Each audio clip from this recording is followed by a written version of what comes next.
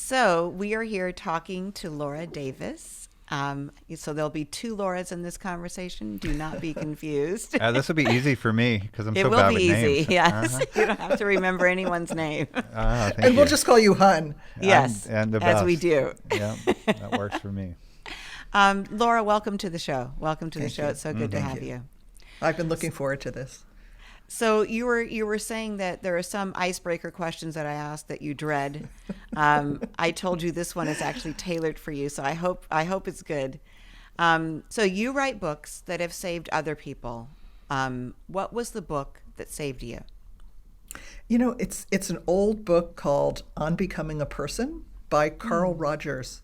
And I read it when I was probably 19 years old or 20 years old. And it was the first book that cracked me open past like my intellectual limited life and made me understand that feelings mattered, that having an open heart mattered, and even introduced me to the idea of like empathy and compassion. And it just opened the whole world to me. So I think that book really changed my life. I love that. And tell me what the title was again. On Becoming a Person. And I have no idea if I read it now, if I'd even like it. It just was, right. It was like at the right time, at the right moment. And it was incredibly influential. It just opened the world beyond what I had grown up with into like that there's so many other possibilities in the world. Yeah. I mean, I have several books like that in my past from my childhood and my teenage years that I don't know that I would feel the same way about now. But at the time, I needed them. I needed those words. I needed those stories. I needed that connection that the book provided. So I totally get that. I think it's often books from that era of our lives. You know, I think it's often a book we read as a teenager or a young adult because we're still, we're just shaping our own identities at that time. Yeah. Yeah. I mean, I was still shaping my own identity in my 50s. So, well, yeah. So there you go. Thank you. Thank you for that. I am Laura Cathcart Robbins, and this is the only one in the room, but I'm never the only one in this room because, as usual, my boyfriend, producer, and co-host, Scott Slaughter, who I call Hun, is here as well. Hey, honey. Hey, honey. So, like I said, we're talking to Laura Davis. She is the author of not 4, not 5, but 6 nonfiction books, including The Courage to Heal. Right? Mm-hmm. For women, The Courage to Heal for Women Survivors of Child Sexual Abuse, The Courage to Heal Workbook, Becoming the Parent You Want to Be, I Thought We'd Never Speak Again, The Road from Estrangement to Reconciliation, and The Burning Light of 2 Stars. Her groundbreaking books have been translated into 11 languages, Hun, and sold more than 1.8 million copies. That's crazy, right? Wow. Uh-huh. Yeah, very impressive. That's some important work there. That many people are reading it. Right? Mm-hmm. So yeah, again, welcome. And I know that we both want to shout out Ronit Plank, who connected us. She was a guest on the show in February, and her On My Nightstand episode, where I read from her book, is rivaling yours right now. Yours is out as we speak, and we're gonna watch them and see how they climb. But she's an amazing author, an amazing person, and I'm grateful for her, and I want to thank her for connecting me to you. Yeah, me too. We met because we had books that came out at a similar time. Yes. Yes. Yeah. And so shout out to her. And so the On My Nightstand episode that I'm talking about is chapter 24. It's called Disclosure. It's from The Burning Light of 2 Stars. So when you're hearing this interview, it will be out. It'll been out in March. So check it out. Go back a little bit and find this episode because you'll want to hear me read this chapter after you listen to Laura's story. Okay. So now I'm just going to kind of jump right in. Is that okay? Sure. Okay, great. So you've written about this, you've spoken about it, and I don't want to take up the whole interview with the story of what happened to you, but I think it's important to set the table for your journey with your mom. you didn't remember being molested until you were an adult. But can you tell us, as much as you're comfortable, about what happened to you when you were little and then remembering as an adult? Yeah, I grew up in a family where we would go visit my grandparents, my mother's parents. It was Orthodox Jewish immigrants in New York City, very poor, lived on the Lower East Side. And every month or so, we would go and spend the weekend. And during those visits, starting when I was about 3 years old, my grandfather would come into the back room to tell me a story, and he began to molest me. And it went on, I can't say exactly when it ended, but it went on for a long time, and I never told anyone. And what I did was, when it was happening, I would split off from myself, which is, really, really common for children in this situation. I would dissociate by staring at this light on the wall. And because they were Orthodox Jews, the lights had to remain on Friday nights. So this light was always on, and I would just go into that light and basically leave my body, not pay attention. Or I would look out the window and there would be this clothesline. It was this tenement, and there were many, many stories, and there'd be these clotheslines just kind of sticking out into nowhere, and women would be pulling the laundry in and out, and I would just look at that clothesline and imagine flying out the window. So I had this experience. I never told anyone about it. I never even remembered it until I was about 27 years old, and I was in my first really serious love relationship. Yes. I had a girlfriend, and I thought we were going to be together forever, and it was like the first time, I think, that love and sexuality were blended together for me. And there was something about intimacy and sex being together that triggered this memory, and because I just started shutting down, and I couldn't be sexual anymore. And then my girlfriend just started yelling at me one day about it, and what came up was this memory of what had happened to me. And it just totally catapulted me into just the worst crisis, and everything about my life. On one hand, it all made sense because this had happened, and the other, all the illusion of what I thought I had this just incredibly wonderful childhood, it all fell apart. Right. And there were a lot of great things that I experienced as a child. There were a lot of positives, but this was right there at the root of it. And so it just turned my life upside down, and I really didn't know if I would ever recover or get over it. And remembering it in some ways was worse than when it happened, because now I had to feel it. I had to remember it. I had to have the emotions that I hadn't had at the time. And I just got deep into a therapy process right away, and really worked to heal it, and then the challenge was I had to tell my family about it. I mean, Right. I felt I had to tell them. And that's what you read this morning. That's the That piece, is what I that's read. the piece you Yes. read, was about what happened when I went to tell my mother that her father had sexually abused me. Right. First of all, thank you. Thank you for that. And it was difficult to read. I was not prepared for what was going to happen when you took us into that back room with you. And thought that it was going to be, I was just thinking that going to spend a weekend with grandparents was probably not going to be pleasant.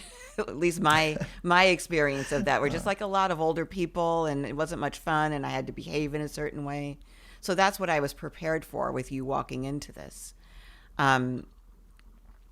Aside from that, there are a lot of similarities, and I see why you and Ronit connected in your books. Your dad left when you were, how old were you when your dad I left? was 14. He dropped out. He was a music teacher when I was Yeah. growing up, and he dropped out to become a hippie in California. Right. And to take a lot of acid and live he founded an artist colony in San Francisco, which still stands today, Project Arto.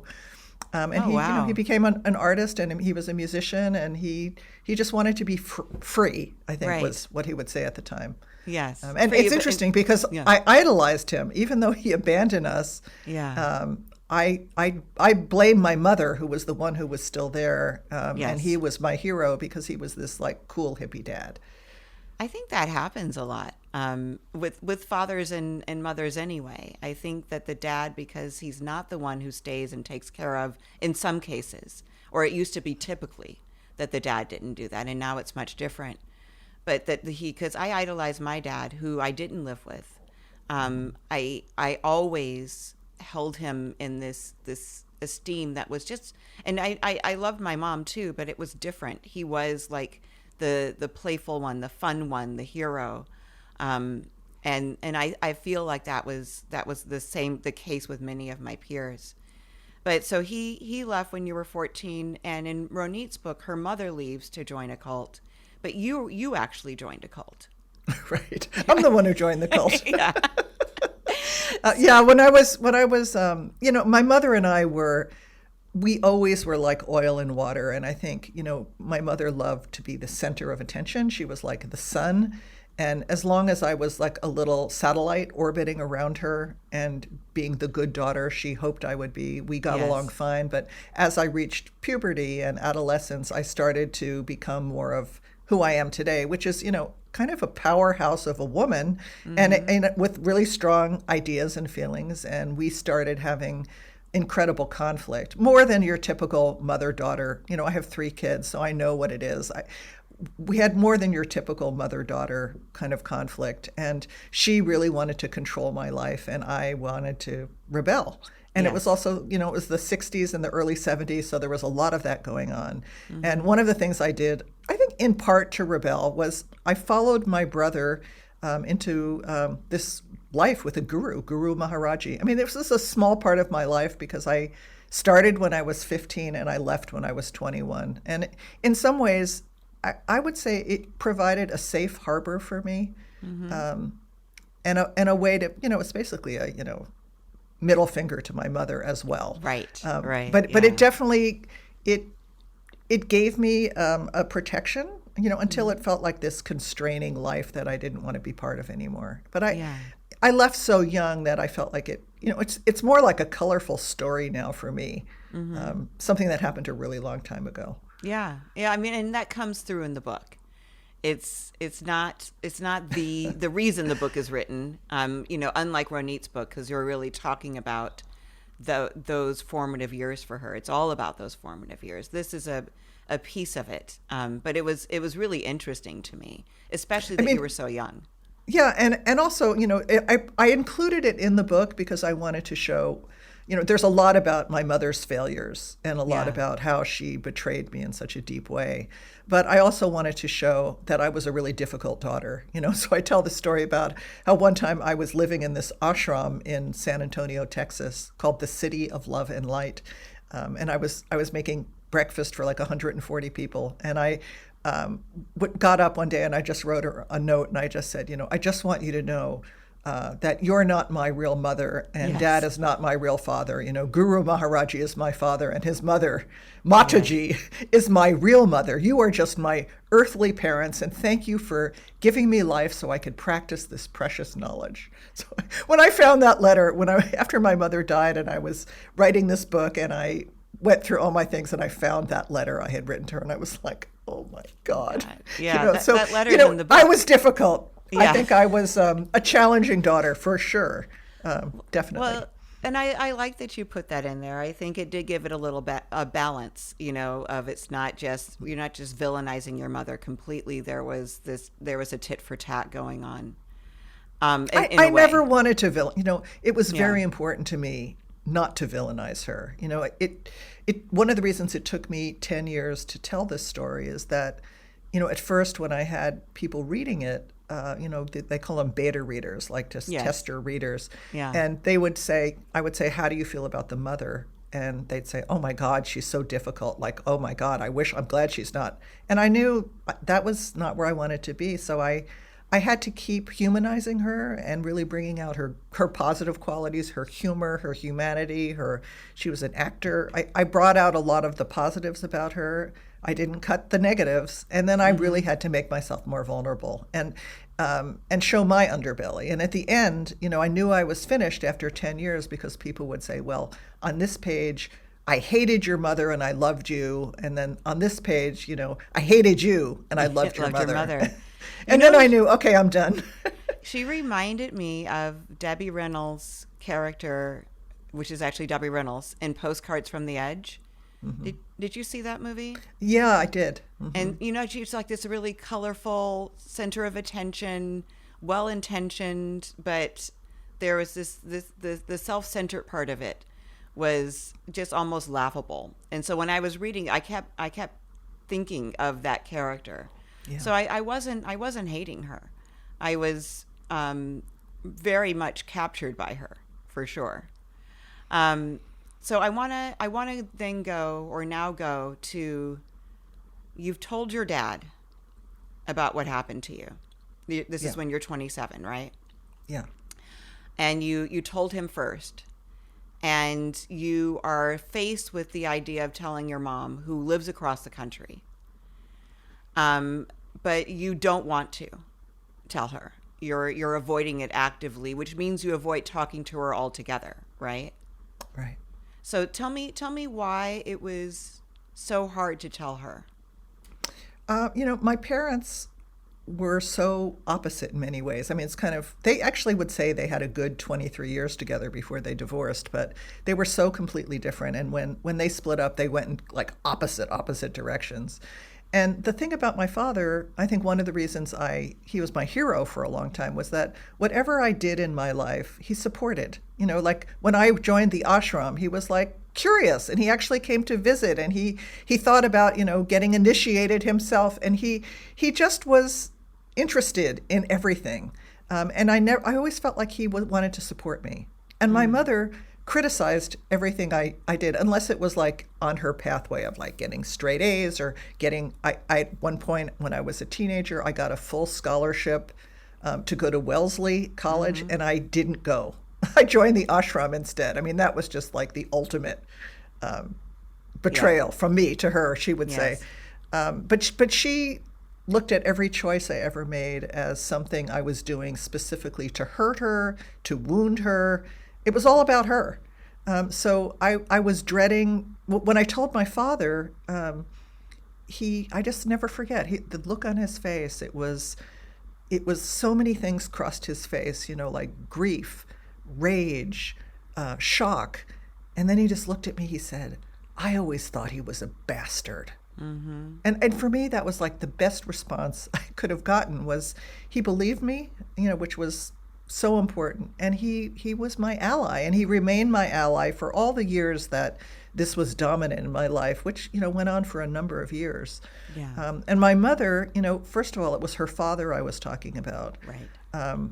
But also, she was so much larger than life to me, and had so much power in my life at that stage, that I was just terrified of her response. And I just felt like her response could absolutely devastate me and crush me. And I desperately wanted her to say, I'm so sorry, honey, that this happened to you, or what can I do? Right. And yet I really knew that was never going to be what would happen. Yeah, well, and in fact, you prepared for it for a long time. Once you realized that she was worried about your loss of connection, she wanted to speak to you. She called your brother.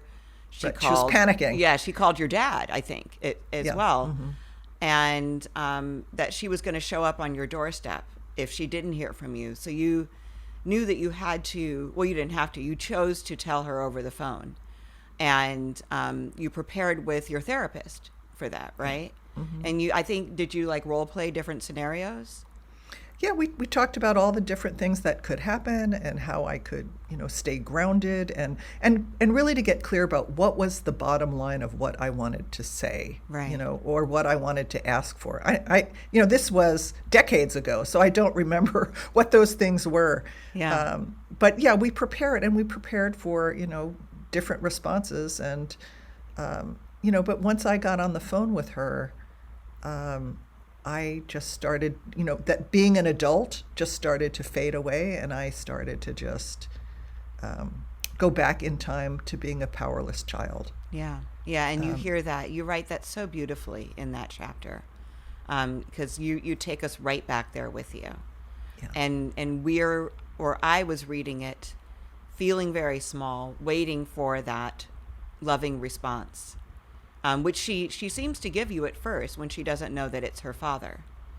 And then once that's put together, and that's actually pretty quickly because you tell her when it started, which was age 3, and there's a calculation I'm sure that she did of how many people it could be, and you don't want her to think it was your father, so you have to name him, and then the story shifts and it becomes a much different response from her.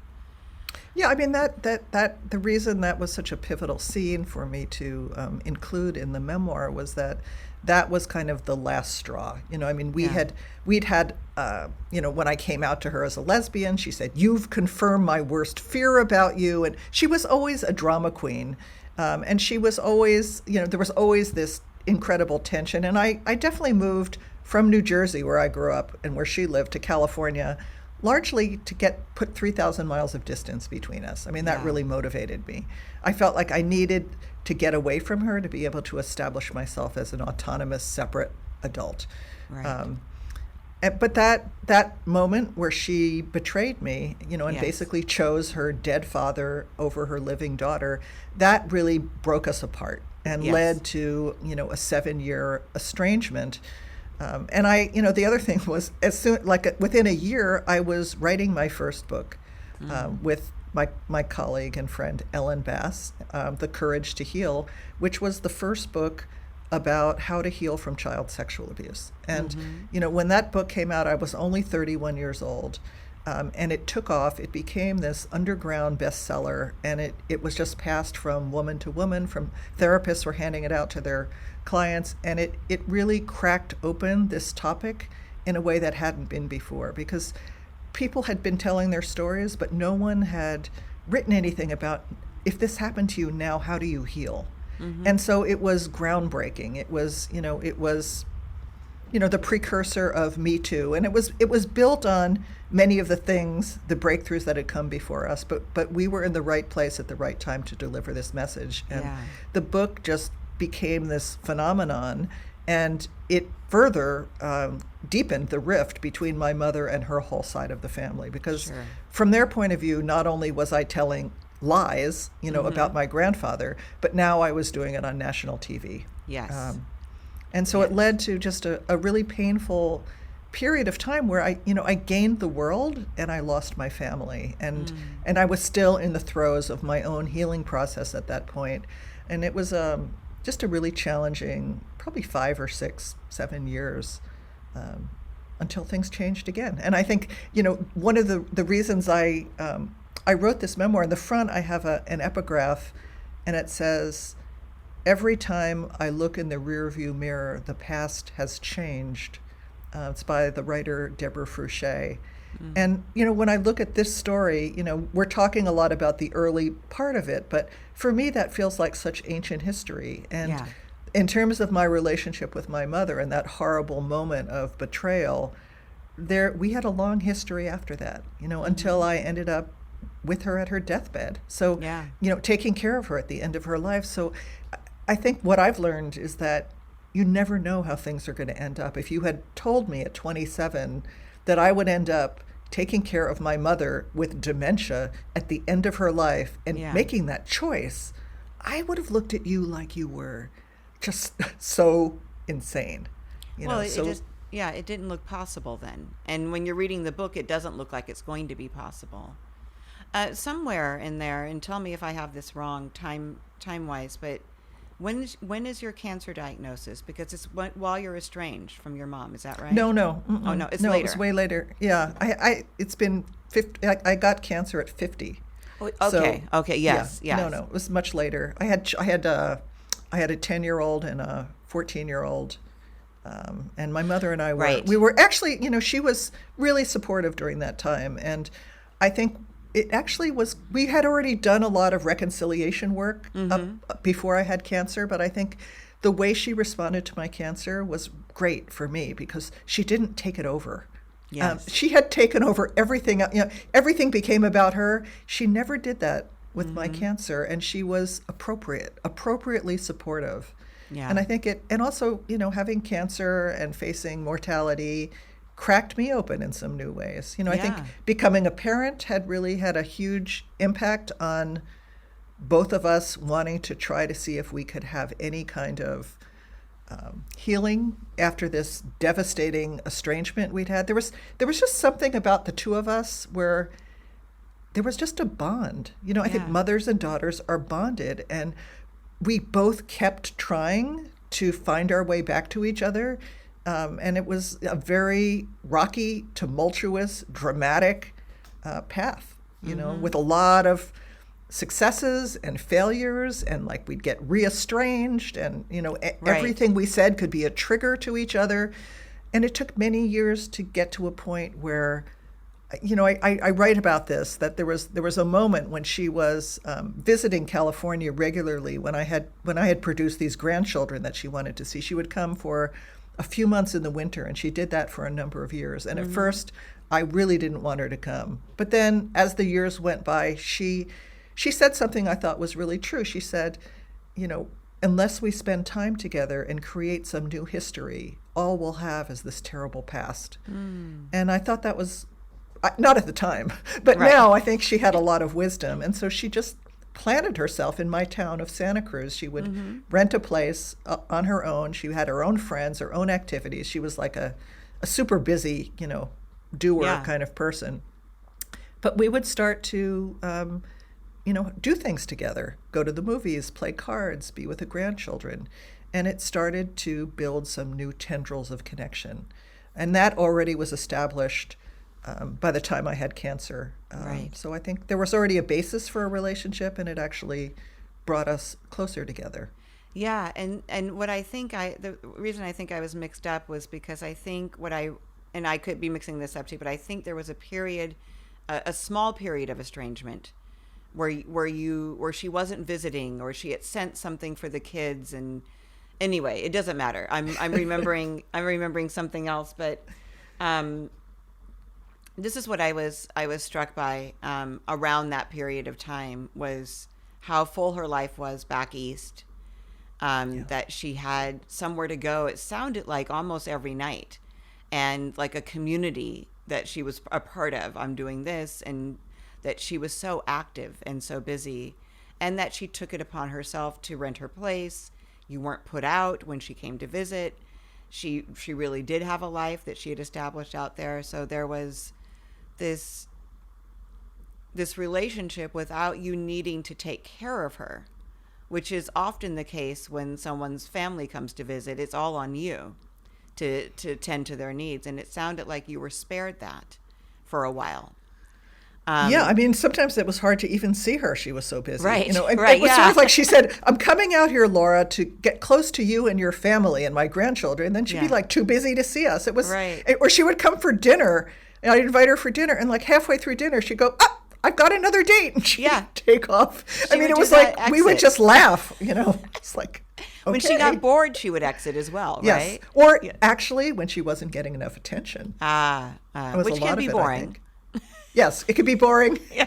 If you like to be in the center of things. If you like to be in the center of things. So yeah, I was also struck by those exits she would make. She'd just be like, I'm out, like in the middle of something, because that was enough for her.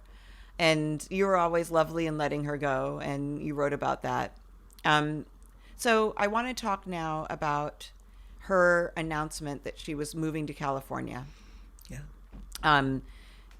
to be closer to you. And this was different than visiting. And you and Karen are married?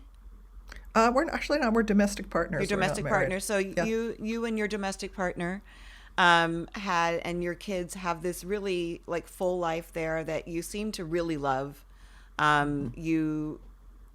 It felt like you were kind of in a groove with your mom, in that she was there and that she would visit, and that was okay. Like all of that was okay. And then she calls you and says that she's moving.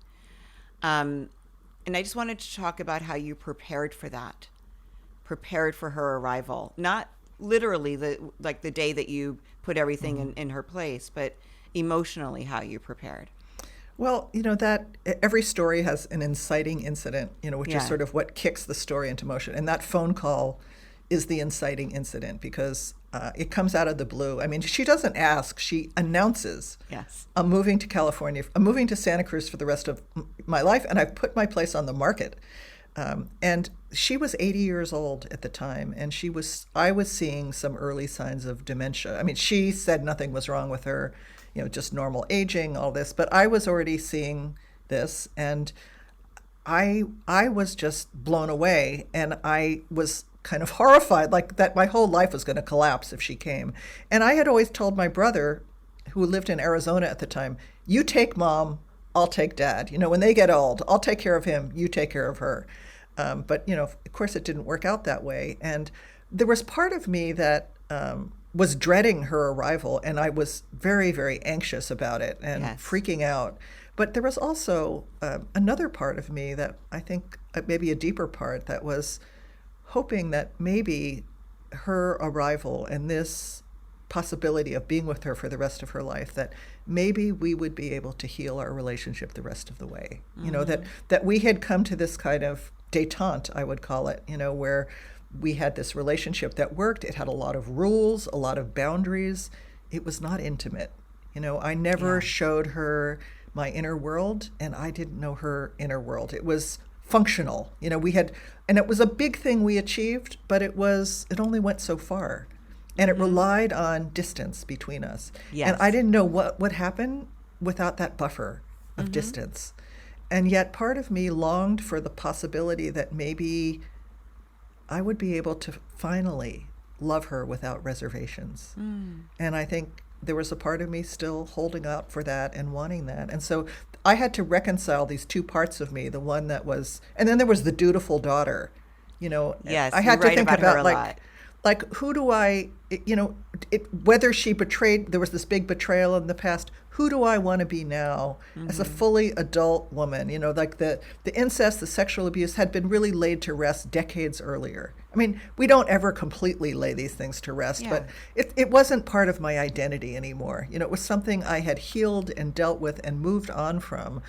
And so that wasn't current in my life, but I still was, I was really uncertain how this was going to go. And I also liked having a lot of control in my life. I felt like I was losing it. So I talked to a lot of people about it. And then I kind of hyper prepared for her arrival. I did everything right, to help her get a place to live and to move and to pack her things. And I just remember when she arrived, it was like that panic just reemerged, because it was the wanting to be the good daughter versus these really deeply unresolved issues between us were just smacked up against each other.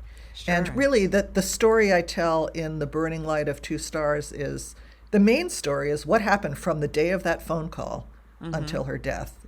How did this relationship get reshaped at the end of her life? And was I going to be able to be the daughter she needed me to be? Was I capable of it? And I really didn't know if I could do it. Well, that really comes through. I mean, there's the anxiety. Well, first of all, before she comes, there's a phone call that you get from her where she kind of glosses over an Alzheimer's diagnosis from a doctor, right? Yes. And you're like, wait, roll that back. What did you just Right. say? And she's like, oh, it's nothing. He's wrong. He's crazy, blah, blah, blah, blah. So then I would imagine that that's just a pit, or it sits in the pit of your stomach, knowing that this is an added layer, even if you've been observing it, to have a doctor say to her, this is something that you're dealing with now. But I think I have to say that doctor, we called him Dr. Asshole. I mean, Yes, that was his you did. nickname. Because he met her and 10 minutes later he gave her a diagnosis. So, she wasn't properly tested or Right, vetted or, right. And so I think he was completely irresponsible. And yet I was seeing signs that, you know, her memory was failing and that she was more anxious. She wasn't functioning as well, but she was still in pretty good shape when she moved out here. But I think that phone call added urgency. Yes. You know, it was like there was a ticking clock now. And Right. it's like, I felt like I've got to get her out here and settled while she's still capable of making this move. Some of it also was, I didn't want to be the kind of daughter who was flying across the country every month, Yeah. trying to deal with a parent's emergencies 3,000 miles away. I didn't want to be that person, Yeah. So I went all in. I just Yeah. said yes, and I knew I was saying yes to the rest of her life, whatever it was going to be. And you know what I really love about this piece of the book is that you let us in on your inner thoughts, which do not match your actions. Right. Right? So All the time. You're irritated with her complaining. You answer her back in your head, like you argue with her in your head, but you just, put the whatever it is where she wants it, and you make the appointment and you make it comfortable for her. So you do all these really lovely, dutiful daughter, loving actions. But in your head, there's all this resistance, not all the time, but at times there's a lot of resistance. There's a little weed smoking. There's a little contemplative walks. There's just like some kind of you getting to the point where you can address your mother's needs in the way that I guess is the woman that you wanted to show up as for her. Yeah. Yeah. And the other thing was, as many caregivers deal with, I had two kids at home at the Right. time. So Right. I was in the sandwich generation. I was squeezed between my teenage children and Yes. this elderly mother who was denying anything was wrong with her. We got into a second war. I always said it was the second war between us because we had reconciled over a period of 20 years. Yeah. But then suddenly we were in this other position, where she was like, I'm fine. I could live alone. I don't need any help. I could still drive my car. And I Yeah. was like, I have to keep you safe. And so we were at war again, and yet she was dependent on me. So it was a very difficult. So I went through all those things people go through, taking away the car keys, Yeah. trying to get a caregiver. She would kick all the caregivers out. Watching her move into assisted living and always into smaller and smaller places, and then watching her diminish and become different. I had a different mother at the end. Yeah. Well, and I was going to say in chapter 31, which is the move, there's this quote where you say, I was a few steps behind Mom when she fell. If she hadn't caught herself, her body would have slammed down the steps. I couldn't have gotten there in time. And that moment confirmed that what you already knew. Even with help, Mom couldn't live here anymore. And then it goes pretty rapidly after that, right? After you move her, because you had to take away her independence. Like you did. You tried to take the car keys away. The police were called at one point, and they assessed her and found her to be fine. No, they didn't show up. They didn't show up. That's right. No, That's right. they promised to do something and nothing. they And I didn't. tried to get so many other people to take Yeah. her car keys away, and it was like, no, the doctors No. wouldn't do it. Nobody would do it. And you didn't want to force it. I mean, that's clear. You didn't want to be the one to force it. You were kind of hoping a circumstance would arise where it was inevitable that she would have to relinquish them. But now she can't live without help, and you have to take away her independence. I mean, at this point in the book, she's at, I forgot what the first place was called. Sunshine Villa. Sunshine These Villa. Places all have these names like that. Sunshine Villa. And she's complaining and asking to go home, Yeah. right? Which is heartbreaking, I would imagine. Is that how it felt for you? Yeah, it was terribly heartbreaking because, I felt like I had done this to her, and it was. I think what was the most heartbreaking was just she declined so quickly. And I had gotten a book called How to Move Your Parent with Alzheimer's Disease. I'm a big researcher, so I got this book, and they warned me that when you move someone with dementia or Alzheimer's, that their functioning will really go down dramatically because they're able to function because of the familiar routines and the familiar environment. I see. And Yeah. as soon as she moved into that place, I mean, she never touched her computer again. She was wearing Depends within a week, and in 2 weeks she was using a walker. I mean, she just declined so dramatically. And the other thing that happened after her initial freak out about living there is she got passive. Like, I thought she would be someone who, when she had dementia, she would become really horrible, like just Ornery. vindictive and Yeah. nasty and ornery. And impossible to deal with. But she turned sweet, and I would walk into her place, and she would say, "You're the best daughter in the whole world," or she would say, "You and Karen, you've done such a great job with those kids. Who says lesbians shouldn't have children?" Which was funny. And suddenly she was sweet and loving, and I felt like finally it was safe for me to love her. But it wasn't the same mother I'd had before, and sometimes I missed her feistiness, because she was a shell of herself. Yeah. But she was loving. She just beamed love at me. The love I had wanted all my life suddenly was mine, but with such a price. Yeah. I mean, I remember like when my kids were little, they're 21 months apart, and how energetic and defiant they would be, and I would just do anything to get them to sit quietly. But when they were sick and they were quiet, I did miss that. I missed the energy and the feistiness, even though I loved, like, they were so sweet when they were sick, and whatever you say, Mom, and thank you, Mom, and it was a much different, they were much different kids. Yes. Mommy. But that shift, I was surprised that I still wanted that. I missed that energy, because that's when they were whole, right? That's when they were themselves. And I can see that. I haven't experienced that with an elderly person in my life, but I can completely understand that. Tell me about Anna, the hospice nurse, and the day your mom died. Yeah. It was interesting because no one knew that she was going to die. And my brother called hospice, and they came in and they said they couldn't take her on their caseload because she wasn't sick enough. Like, she had meat on her bones. She was eating 3 meals a day. She had no terminal diagnosis, but she was intensely distraught. She was screaming day and night at that point. So they eventually took her. They said they would take her kind of on a contingency basis because they couldn't. She didn't fit the requirements. But she began to die, actually. And in the last days of her life, the hospice aide would come in and wash her. And I was there one day. It was the day before she died, and she just said, "Would you like to help me wash your mother's body?" Wash your mother, not her body. She was still there. Yeah. And so they had the whole system for washing her in the bed. They put this thing under her that would absorb the liquid, and she just really scrubbed her, and I did too. And it was one of the most amazing experiences I've ever had, because I had gone from being so repelled by my mother's touch that I couldn't bear her to touch me or hug me.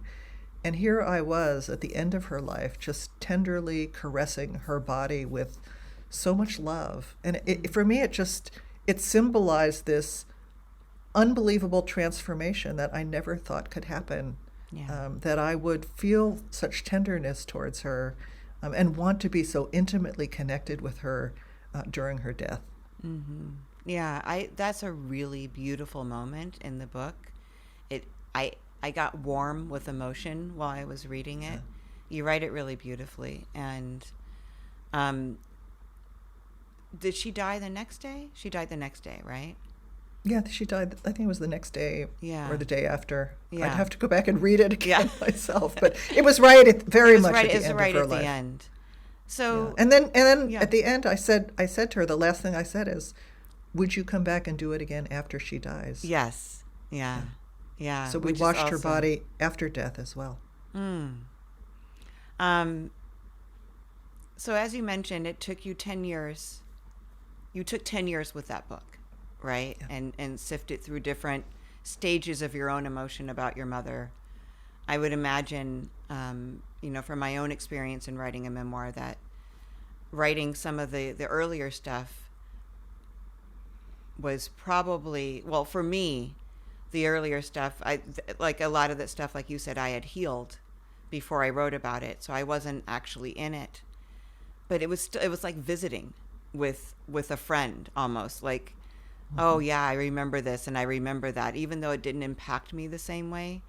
And then getting through that piece of it, how was it after she died, looking back at your life with her, and and then coming to terms with this is who you are now. Like, I didn't say that well.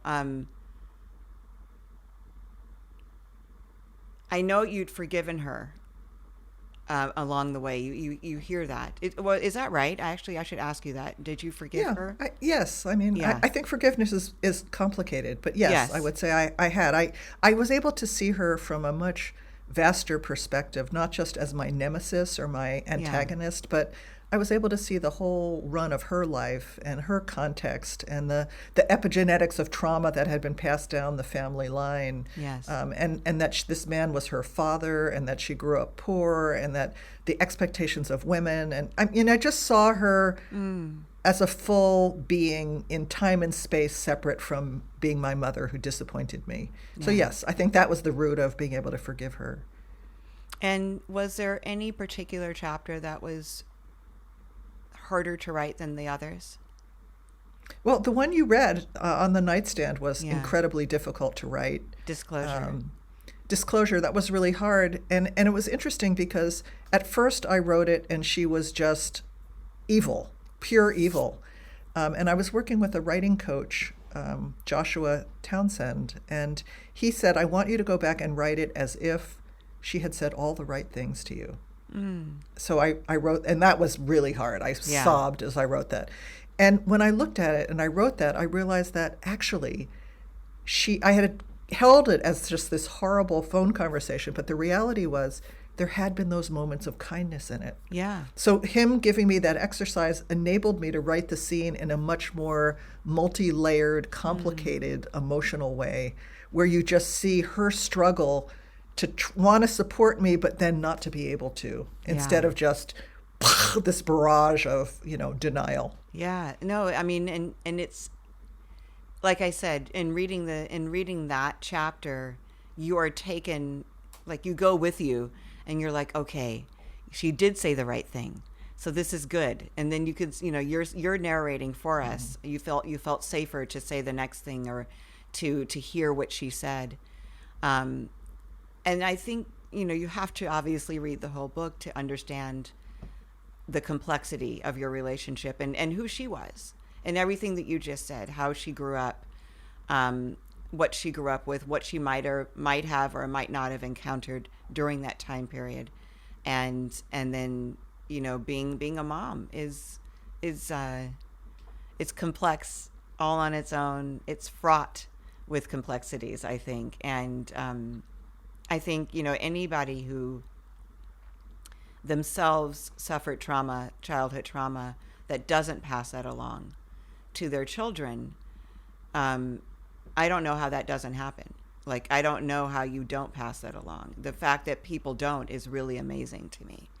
And I think it speaks to our progress as a society, our awareness around these things, and the interventions that take place. But I felt that what you did was really humanize her and yourself, so that we were able to see the humanity in each of you, have some understanding of why you would be resistant to certain things, why she would be insistent on certain things, and then how you guys came together, how you both came together, was really beautiful at the end. So thank you for sharing that with me, sending me the copies, writing that lovely card for Scott and I.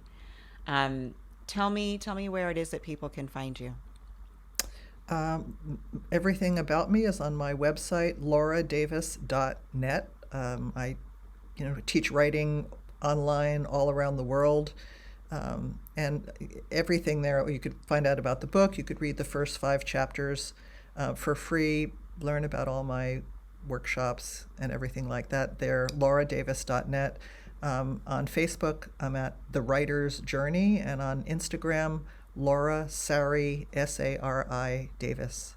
Beautiful. And all that is on the website. Excellent. Thank you so much. You're welcome. It's been a pleasure. Yeah, thank you so much, Laura.